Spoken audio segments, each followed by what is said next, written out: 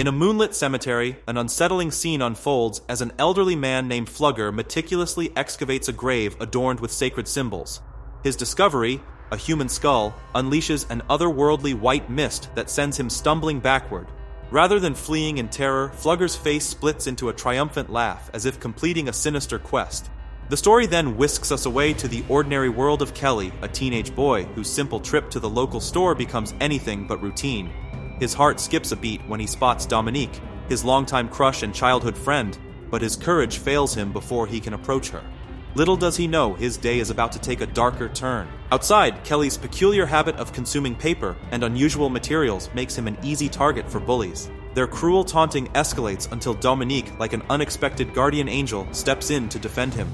Her intervention, though well-meaning, only fuels their malice, and Kelly finds himself unceremoniously dumped in a trash bin. Salvation comes in the form of the store owner, who disperses the tormentors with authoritative shouts. In the aftermath, Dominique's compassionate offer of a ride to school crashes against her friend Sarah's judgment, who recoils at Kelly's disheveled state. The humiliation follows Kelly to school, where he discovers his torment has gone viral, captured and shared by his persecutors. At home, Kelly keeps his troubles locked inside, sharing only the silver lining with his mother, Bernice, his brief interaction with Dominique. Her face lights up at this news, already dreaming of potential romance for her son, but darker forces are stirring elsewhere. A distinguished indigenous man, Red Elk, makes a haunting discovery at the desecrated grave. His prayers carry the weight of ancient responsibility, for he knows the grave housed a sacred power, now stolen. The following day brings more complications. Kelly falls ill from his compulsive consumption of paper and styrofoam, prompting his mother to call their family doctor, who recommends psychological intervention.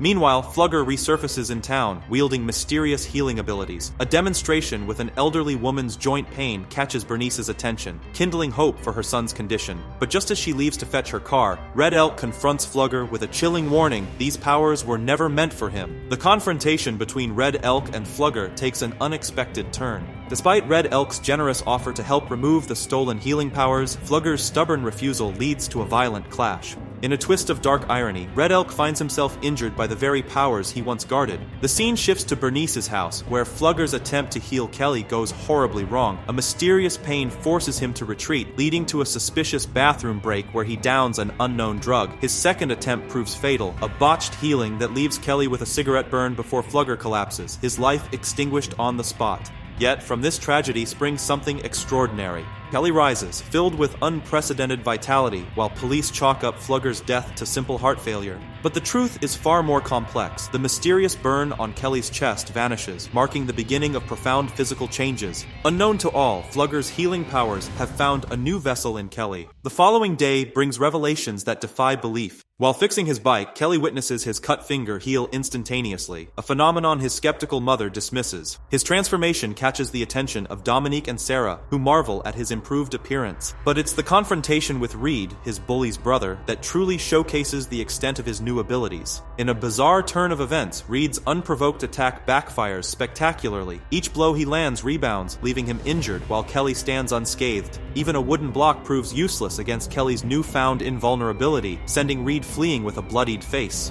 The day culminates in a tense encounter when Gus, Reed's father, and school football coach demands answers at Kelly's doorstep.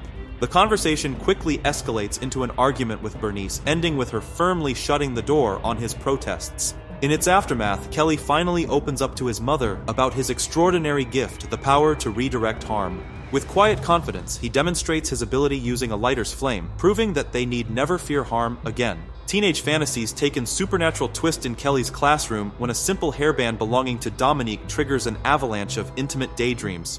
What begins as typical teenage imagination morphs into something far more extraordinary. His fantasies, including vivid thoughts of both Dominique and Sarah, somehow manifest as physical sensations for the girls. The quiet classroom erupts with Sarah's unexpected cry of pleasure, marking the first public display of Kelly's expanding abilities. The story darkens at a night party where tension crackles through the air. Nelson's unwanted advances toward Dominique, lifting her against her will, ignite Kelly's protective instincts. Their brewing confrontation is intercepted by Gus, who issues a cryptic threat to Kelly about eventually discovering and destroying his power. Fate takes a tragic turn on the drive home. Brad and his friends, their anger still simmering from previous encounters, attempt to terrorize bike-riding Kelly with their car. Their reckless aggression backfires horrifically. Brad's attempt to run Kelly off the road ends in his own death, his skull crushed while Kelly emerges without a scratch.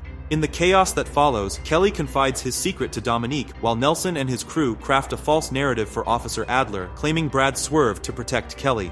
Despite the conflicting stories, Kelly is cleared of wrongdoing. Meanwhile, Red Elk's investigation into Flugger's death leads him to a startling discovery. His examination of the grave soil reveals that Flugger's powers had vanished before his death. News of Kelly's miraculous survival prompts Red Elk to seek him out at work, where Kelly finally admits to his encounter with Flugger after some initial reluctance. Romance blooms amidst the darkness when Kelly and Dominique share lunch at a cafe, their conversation flowing easily through discussions of movies. Dominique's silent wish for Kelly to ask her out manifests perfectly when he suggests a movie night, a rare moment of normalcy in their increasingly complicated lives.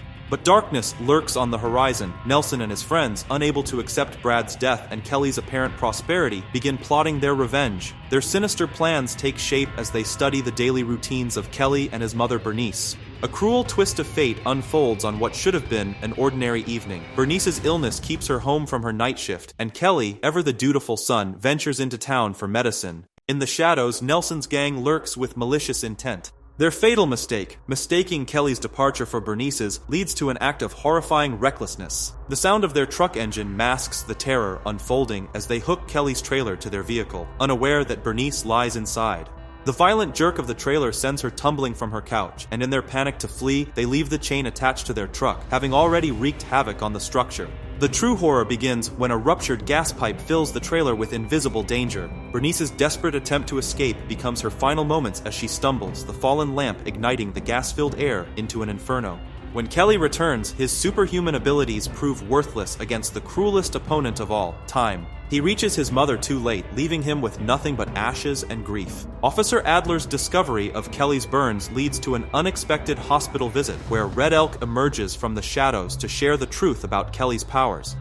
Yet Adler, showing rare sensitivity, chooses to postpone this supernatural revelation, recognizing that Kelly's grief takes precedence over any paranormal investigation. The funeral scene paints a portrait of raw emotion, with Dominique standing as Kelly's anchor in the storm. Her words, "Crying doesn't make you weak," break through his defenses, though his announcement of leaving town creates a bittersweet moment sealed with a farewell kiss.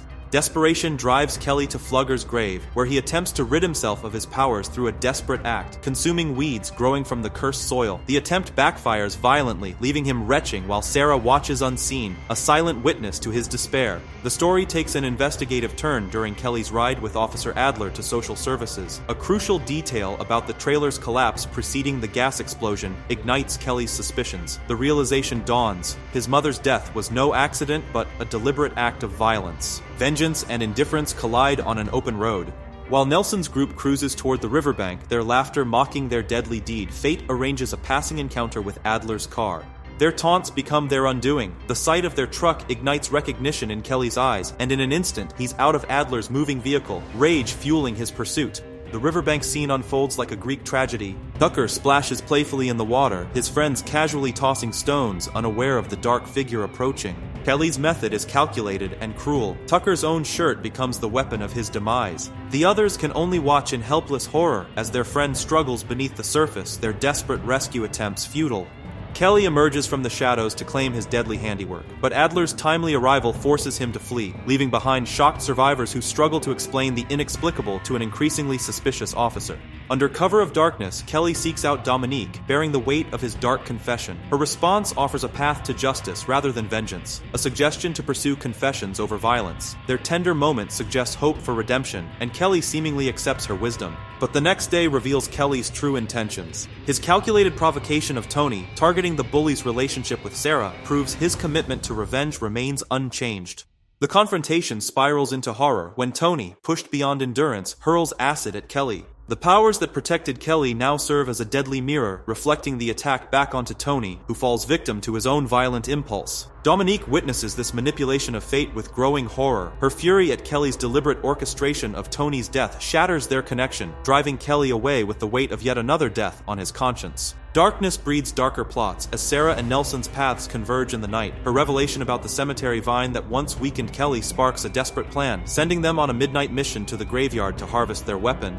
dawn brings a seemingly ordinary football practice under Gus's watch, but fate weaves its web when Adler's keen eye catches the damning evidence: the chain on Gus's truck. Before his interrogation of Nelson and Reed can bear fruit, the scene explodes into chaos with Kelly's dramatic entrance. Armed with an electric drill and wearing Nelson's clothing like a taunt, he orchestrates a grotesque ultimatum: confession or self-mutilation. But Nelson comes prepared. The cemetery weed juice becomes his shield, temporarily weakening Kelly's resolve. Yet even as Adler pleads for reason, Kelly's drill finds its mark in Nelson's knees, drawing out the truth through pain. Dominique's arrival briefly pierces the madness, but the moment shatters when Gus seizes Adler's gun. His shot at Kelly becomes his final mistake. The reflected bullets claim both him and Nelson, adding 2 more names to the growing list of casualties. In the aftermath, Dominique's gentle persuasion and Adler's support lead Kelly toward redemption. Their path ends at Flugger's cemetery, where Red Elk reveals the brutal price of freedom from these powers: death itself. Kelly's attempted escape triggers a tragic chain reaction. A police officer's bullet finds multiple marks, claiming not only himself but also Dominique and Kelly. Their final moment together is sealed with a kiss before death claims Dominique. Kelly, accepting his fate, consumes Flugger's preserved heart, and Adler delivers the final shot that ends his tormented existence. But the story refuses to end with death. As police transport the bodies, Dominique's sudden awakening reveals an astonishing twist. Kelly's power has found a new vessel in her, ensuring the cycle continues. The power that brought so much death has gifted her with life, suggesting that perhaps this time, in more compassionate hands, it might serve a different purpose.